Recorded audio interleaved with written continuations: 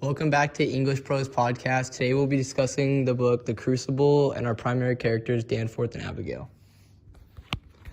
So in this book you have one of your primary antagonists, Danforth. Danforth is really depicted as a horrible, horrible guy. And this is mostly by nature. He is the judge of the town, and this is the rigid 1600 Puritan society. So in the society, if you're the judge, you rule through the church. And any form of government ran through a church usually does not work out.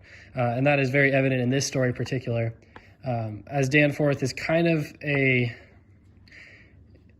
he's somewhat of a tyrant. I mean, I don't know if I'd go that far as to say a tyrant, but he is somewhat of a tyrant. He pretty much can sentence anyone to death that he wants, and he does throughout a lot of the play.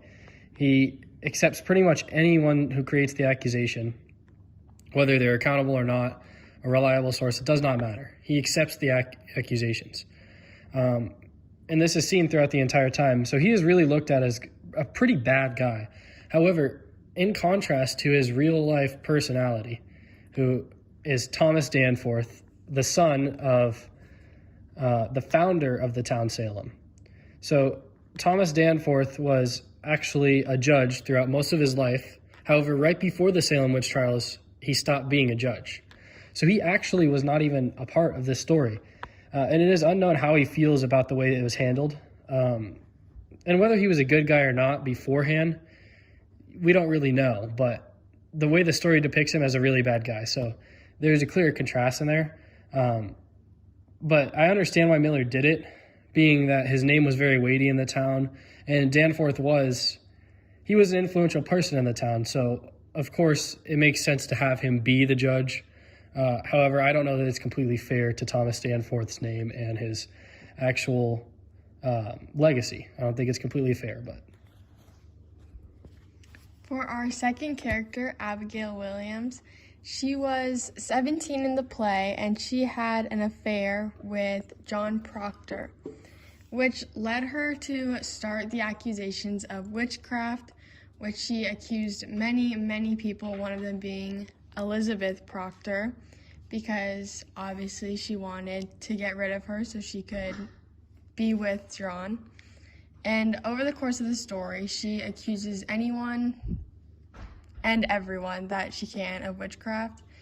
But in real life, she never had a relationship with John Proctor, and she wasn't the only one, but she did accuse 41 people of witchcraft throughout the Salem witch trials. And a big twist is that she was only 11 in real life. So she was not the almost adult we see in the play. And she actually accused both John and Elizabeth, not just Elizabeth, of witchcraft. And I think that Miller chose to do this because it moved the story forward, and by adding her secret love with Proctor, it added a hidden love angle, which added to the tensity of the story.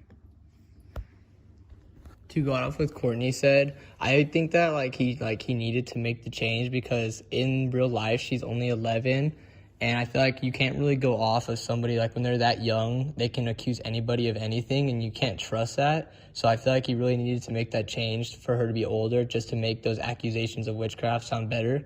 And I also agree to go off with Wyatt said, he's not known to be in the Salem trials in real life, so it's not fair to put him in that position in the book where it's not really who he is. Thank you for watching. See you later, Mr. Bogus.